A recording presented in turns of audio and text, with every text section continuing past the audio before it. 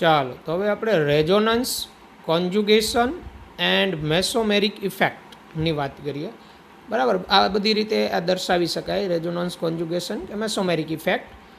Resonance is a phenomenon of delocalization of pi electron or non-bonded pair of electrons in a conjugated system. એટલે એવી પ્રણાલી જેમાં પાઈ electron અને અબંધકારક electron યુગ્મનું સ્થાનાંતર થતું હોય તો એવો ફિનોમિના રેઝોનન્સ કહેવાય.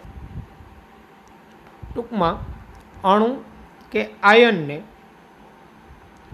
આપણે એક કરતાં અણુ કે આયનમાં ઇલેક્ટ્રોનનું વિતરણ એક કરતાં વધુ લુઈસ ફોર્મ્યુલા દ્વારા દર્શાવીએ વિના રેઝોનન્સ છે.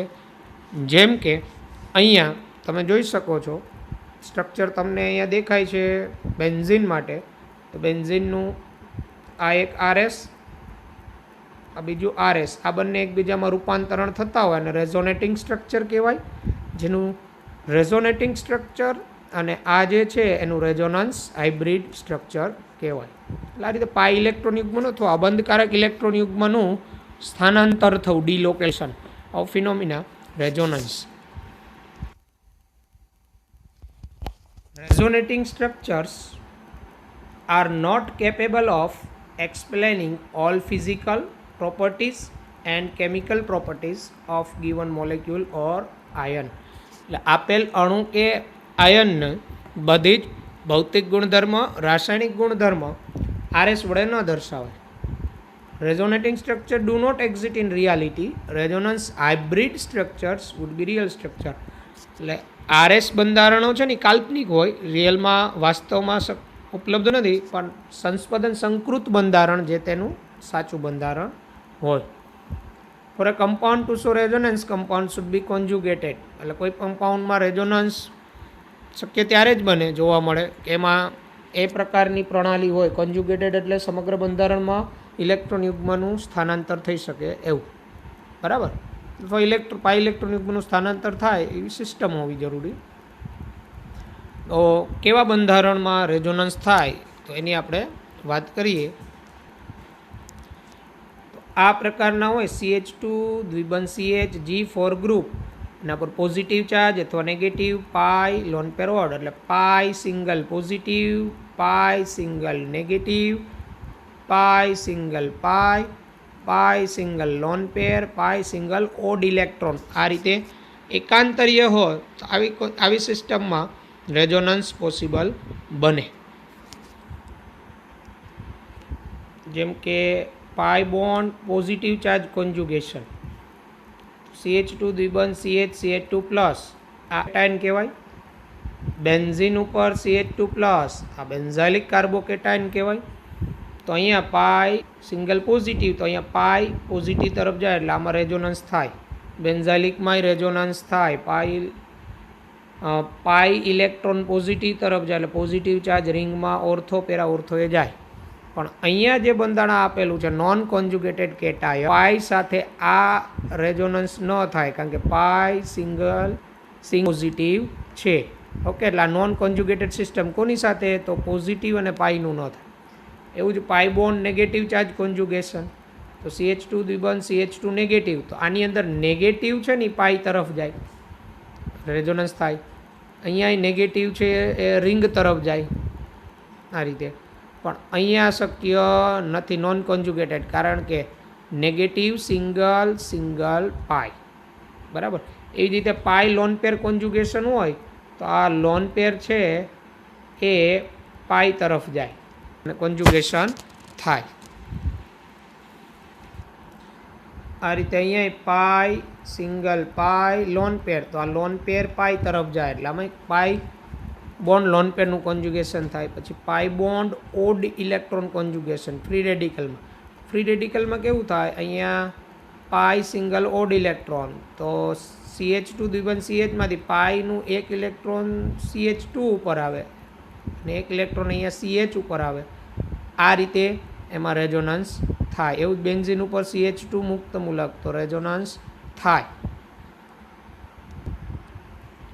Rules four assigning relative stability of resonating structure. વિદ્યાર્થી મિત્રો, રેઝોનેટિંગ સ્ટ્રક્ચરની સ્ટેબિલિટી એક કરતાં બીજું રેઝોનેટિંગ સ્ટ્રક્ચર કઈ રીતે સ્થાયી છે વધુ, તો એના માટેના rules number 1, RS with more covalent bonds are more stable. એટલે જે રેઝોનેટિંગ સ્ટ્રક્ચરમાં વધુ સહસંયોજક બંધ સાપેક્ષે મોર સ્ટેબલ, જેમ કે અહીંયા 1, 2 અને 3 સ્ટ્રક્ચર તમને દેખાય છે. તો 1ની અંદર તમે જોશો તો સહસંયોજક બંધની સંખ્યા વધારે છે. તો 1 is more stable because it contain more covalent bonds.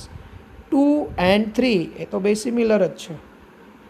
Rules number 2, RS with complete octet for all the atoms have higher stability. A resonating સ્ટ્રક્ચરમાં બધા જ પરમાણુનું અષ્ટક પૂર્ણ હોય, વધુ સ્થાયી હોય. જેમ કે CH3O CH2+, તેમાં ઓક્સિજન પરનું લોન પેર કાર્બન તરફ જાય એટલે ઓક્સિજન ઉપર પોઝિટિવ ચાર્જ આવે. તો આપેલ આ બંધારણમાં કાર્બન CH2+ના કાર્બન પાસે 6 ઇલેક્ટ્રોન છે, જ્યારે આ બંધારણમાં ઓક્સિજન અને કાર્બન બંને પાસે 8 ઇલેક્ટ્રોન છે, જેથી એ મોર સ્ટેબલ થાય, અષ્ટકનું પાલન થાય છે. ચાર્જ સેપરેશન ડિક્રીઝ સ્ટેબિલિટી, વીજભારનું અલગીકરણ થાય, સ્ટેબિલિટીમાં ઘટાડો થાય. તો આપેલ બંધારણમાં વીજભાર નથી, સહસંયોજક બંધ એમાં જ વધારે હોવાના, એટલે સ્ટેબિલિટી તો 1ની જ વધારે. હવે 2 and 3માં, તો અહીંયા 3માં NH2+ અને નેગેટિવ એકબીજાથી વધુ સેપરેટ થઈ ગયા છે, અલગ, જ્યારે 2માં NH2 અને નેગેટિવ નજીક નજીક છે. તો 2 અને 3માં 2ની સ્ટેબિલિટી વધારે, એટલે stability 1 greater than 2 greater than 3. Rules number 4, RS with negative charge on more electronegative, positive charge on electropositive atom are more stable. એટલે વધુ વિદ્યુત ઋણ ઉપર નેગેટિવ ચાર્જ હોય અથવા વધુ વિદ્યુત ધન ઉપર પોઝિટિવ ચાર્જ હોય તો એવા રેઝોનેટિંગ સ્ટ્રક્ચર મોર સ્ટેબલ. જો અહીંયા CH2 માઇનસ CH દ્વિબંધ CHCHO, અહીંયા CH2 માઇનસ, અહીંયા O માઇનસ. તો આ બંધારણમાં થર્ડમાં વધુ વિદ્યુત ઋણ ઉપર નેગેટિવ ચાર્જ છે, જ્યારે બંધારણ 2માં કાર્બન ઉપર નેગેટિવ ચાર્જ છે. તો આપેલ O માઇનસવાળું બંધારણ મોર સ્ટેબલ થાય, negative charge on more electronegative oxygen atom. Okay. Equivalent RS, rules number 5, equivalent RS એ ઇક્વલ પોટેન્શિયલ એનર્જી, તુલ્ય સંસ્પંદન બંધારણ એક સરખા હોય, એમાં સ્થિતિજ ઉર્જા સરખી હોય, they give equal contribution to RH. હવે બે રેઝોનેટ સરખા હોય ને એટલે સંસ્પંદન સંકૃત બંધારણ બનાવવામાં બંનેનો ફાળો સરખો જ હોય. જેમ કે CH2 દ્વિબંધ CH2+, અને આ પણ એવું CH2 CH દ્વિબંધ CH2. તો both contributes equally to resonance hybrid. તો બંને છે સંસ્પંદન સંકૃત બંધારણમાં એક સરખો ફાળો આપે, એક સરખો ફાળો બંનેનો છે. Okay. Rules number 6, RS containing following features is of sufficiently high energy practically do not contribute to resonance hybrid. એટલે એવા રેઝોનેટિંગ સ્ટ્રક્ચર કે જેમાં 1, 2, 3માં જે લાક્ષણિકતા આવી હોય તો એને ખૂબ વધુ ઉર્જાની જરૂર પડે, અને પ્રાયોગિક રીતે સંસ્પંદન સંકૃત બંધારણ બનાવવામાં એનો કોઈ ફાળો હોતો નથી. જેવું કે first, contains an expanded octet for elements of second period. એટલે દ્વિતીય આવર્તના તત્વો જેનું અષ્ટકથી વિસ્તરણ થઈ ગયેલું હોય તો એ આ રેઝોનન્સ હાઇબ્રિડ બનાવવામાં એનો ફાળો ન હોય. Contain more than 2 charge atoms, બે કરતાં વધુ વીજભારિત પરમાણુઓ હોય તો પણ હાઇબ્રિડમાં પ્રેક્ટિકલી એનો કોઈ ફાળો હોતો નથી બનાવવામાં. Contains like charge on adjacent atoms, contains like charges on adjacent atoms, એટલે ક્રમશઃ એક પછી પાસેના જ કાર્બન ઉપર વીજભાર હોય તો એનો પણ કોઈ ફાળો હોતો નથી રેઝોનન્સ હાઇબ્રિડ સ્ટ્રક્ચર બનાવવામાં.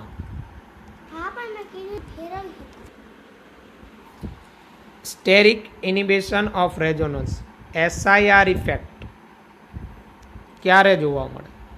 તો when substituents are present at position 2 and 6, NCA3 twice group is out of plane of the benzene ring and lone pair of nitrogen is not involved in resonance.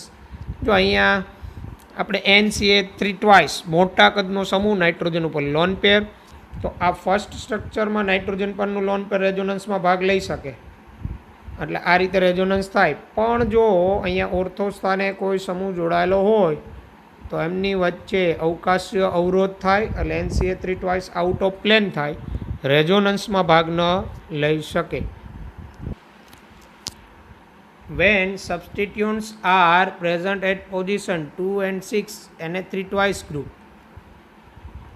is out of plane of the benzene ring and lone pair of nitrogen is not involved in resonance. જો અહીંયા એવું કહે કે NCA3 twice group હોય અને ortho સ્થાને કોઈ વિસ્થાપિત સમૂહ હોય તો એમની વચ્ચે અવકાશીય અવરોધને કારણે NCA3 twice out of plane થાય, એટલે પરિણામે નાઇટ્રોજન પરનું લોન પેર રિંગ સાથે રેઝોનન્સમાં ભાગ ન લે, એને સ્ટેરિક ઇનિબિશન રેઝોનન્સ એટલે SIR ઇફેક્ટ બંધારણમાં નોન પ્લાનર થાય, તો અહીંયા SIR ઇફેક્ટ જોવા મળે. એટલે આવી રીતે મોટા કદના સમૂહ જોડાયેલા હોય NO2, NCA3 twice, COOH અને એના ઓર્થો પોઝિશને કોઈ સમૂહ હોય ત્યારે તેમાં આ પ્રકારની ઇફેક્ટ જોવા મળે.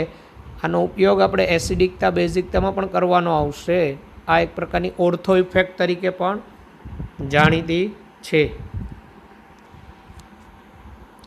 પ્લસ M ઓર પ્લસ R ગ્રુપ્સ કઈ રીતે ઓળખવાનો કે આપેલ સમૂહ પ્લસ R છે કે પ્લસ M?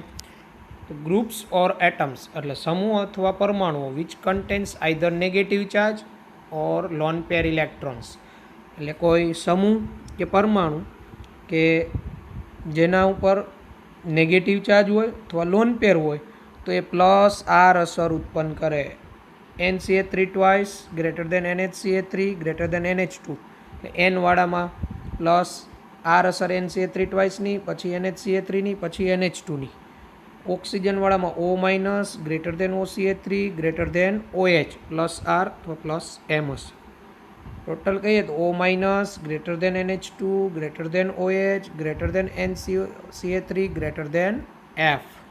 ઓકે, અહીંયા NH2 અને OHમાં NH2નું વધુ હોવાને કારણ નાઇટ્રોજનની ઇલેક્ટ્રોનેગેટિવિટી ઓછી હોય એટલે એની લોન પેર પ્રદાન કરવાની વૃત્તિ.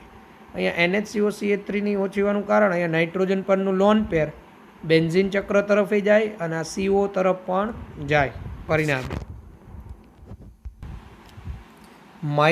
-M or -R group, તો groups or atoms which contain either positive charge or those group in which central atom is bonded with electronegative atom by multiple bond are -R group. એટલે એવું કહેવા માગે સમૂહ અથવા પરમાણુ કે જેમાં ઉપર પોઝિટિવ ચાર્જ હોય અથવા જે તે સમૂહમાં મધ્યસ્થી પરમાણુ વધુ વિદ્યુત ઋણ સાથે ડબલ બોન્ડ કે ટ્રિપલ બોન્ડથી જોડાયેલ હોય તો આવા બધા સમૂહ -M અથવા -R ગ્રુપ કહેવાય. એ ફિનાઇલ કેન્દ્રમાંથી ઇલેક્ટ્રોન યુગ્મો પોતાના તરફ આકર્ષણ કરે. આ -M ને -R ગ્રુપ હોય ને બધા મેટા નિર્દેશક હોય. NO2 minus greater than CN greater than SO3H greater than CHO greater than COR greater than COOH greater than CONH2 minus R અસરનો આ ક્રમ છે.